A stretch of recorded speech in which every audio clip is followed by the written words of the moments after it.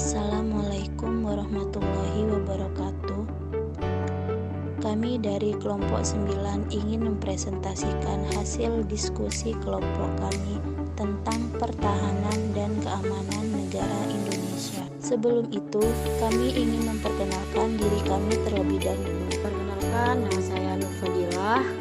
Perkenalkan, nama saya Nur Hasanah. Perkenalkan, nama saya Nur Hanifah. Perkenalkan, nama saya Ba'da'atus Sa'adah. Baik, di sini saya akan menjelaskan tentang konflik dan perang. Konflik dan perang sudah akrab dengan kehidupan manusia. Minimal konflik itu terjadi pada diri kita sendiri, seperti keluarga, masyarakat, maupun dalam skala besar, yaitu seperti bangsa dan negara. A. Bentuk-bentuk persengketaan. Yang pertama, persengketaan antar bangsa. Bentuk persengketaan yang disebabkan oleh perbedaan pendapat biasanya dilakukan melalui perundingan langsung antara pihak-pihak yang terlibat maupun pihak penengah. Contohnya yaitu seperti persengketaan antara Republik Indonesia dan Belanda dengan penengahnya yaitu pihak Komisi Tiga Negara atau disebut dengan KTN dan diwakili oleh PBB. Yang kedua yaitu persengketaan di dalam satu bangsa atau negara. Peperangan atau pertentangan pendapat dapat menimbulkan persengketaan yang dimana perbedaan tersebut mengakibatkan pihak-pihak yang terlibat tidak mampu menerima kondisi lingkungan tempat mereka berada. Contohnya yaitu seperti gerakan 30 SPKI, yang dimana di dalam kejadian tersebut terjadi persengketaan bangsa negara yang terpaksa harus diselesaikan dengan kekerasan bersenjata. B. Hakikat perang dan perang dewasa ini. 1. Hakikat perang. Pada hakikatnya, perang adalah pertarungan antara dua kekuatan atau lebih yang saling bertentangan dengan menggunakan kekerasan bersenjata. 2. Prinsip masalah dalam negeri mengalami erosi. A.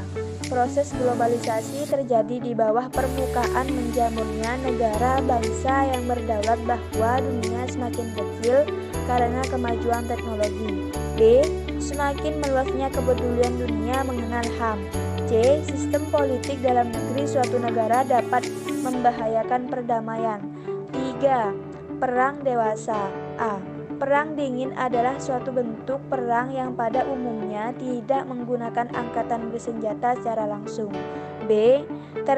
Perang terbatas adalah suatu bentuk perang dengan masing-masing pihak yang berperang secara sadar membatasi tujuan.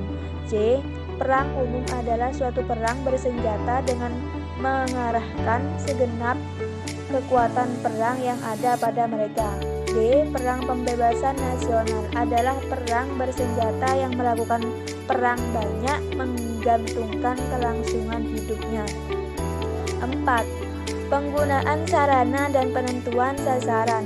1. Penggunaan sarana perang. A. Melakukan serangan mendadak dengan senjata nuklir.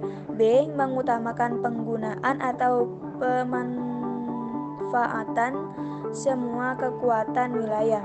2. Penentuan sasaran perang. A. Mengatur atau menjadi sumber dari penyelenggaraan perang. B. Bidang teknologi sasarannya ialah konsentrasi pasukan. C. Bidang sosial sasarannya ialah mengadakan perpecahan tata kehidupan sosial lawan. C. Perang pembebasan nasional. Pola eskalasi ancaman dan kegiatan musuh. 1. Tercermin pada aspek-aspek kehidupan sosial yang makin memburuk, yaitu dengan meningkatnya keresahan dan pembentrokan yang makin meluas. Pola eskalasi ancaman dan kegiatan musuh dalam perang pembebasan nasional. 2. Ancaman maksimal terhadap kelemahan negara dengan adanya kemungkinan pecahnya perang terbatas dengan ciri-ciri perang pembebasan nasional. Pengantar sistem pertahanan keamanan negara Indonesia. Sistem pertahanan dan keamanan tergantung pada konfigurasi geografi suatu negara atau lingkungan, yang dimana sistem pertahanan yang berorientasi pada matra darat atau kontinen, berorientasi pada matra laut atau maritim, berorientasi pada matra udara atau dirgantara, dan berorientasi pada ketiga matra tersebut atau kombinasi. A. Sejarah perjuangan bangsa Indonesia khususnya di bidang pertahanan keamanan sejak tahun 1945. 1. Pengalaman menanggulangi ancaman dari luar atau yang lazim disebut dengan invasi. A. Kubu waktu 1945 sampai 1947.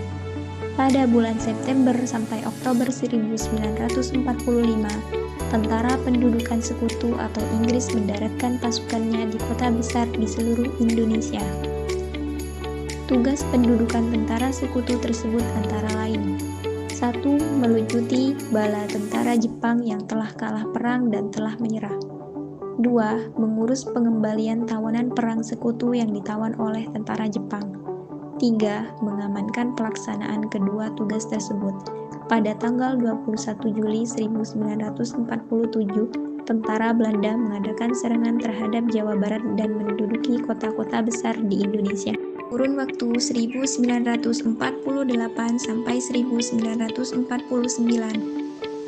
Dengan adanya persetujuan Renville, maka sekali lagi pihak Belanda mendapatkan kesempatan untuk berkonsolidasi dan menyusun kembali kekuatannya pada tanggal 9 November 1948 yang isinya: 1. Perlawanan tidak secara linier. 2. Adakan bumi hangus. 3. Pembentukan perlawanan dan pemerintahan gerilya. Pada tanggal 19 Desember 1948, Belanda mengadakan serangan terhadap ibu kota RI. Presiden RI memerintahkan kepada Mr. Sarifuddin Prawira negara untuk menyusun pemerintah darurat RI, berkedudukan di Bukit Tinggi dan menunjuk duta besar RI di New Delhi untuk membentuk pemerintahan RI di luar negeri. Pada tanggal 1 Maret 1949 terjadi peristiwa 6 jam di Yogyakarta. Pemimpin serangan umum ada Letnan Lionel Sustro, Komandan Works Kres 3 Yogyakarta. Serangan umum ini ialah 1. Politik, 2. Militer, 3. Psikologi. 2. Pengalaman menanggulangi ancaman dari dalam yang dapat berwujud pemberontakan atau subversi.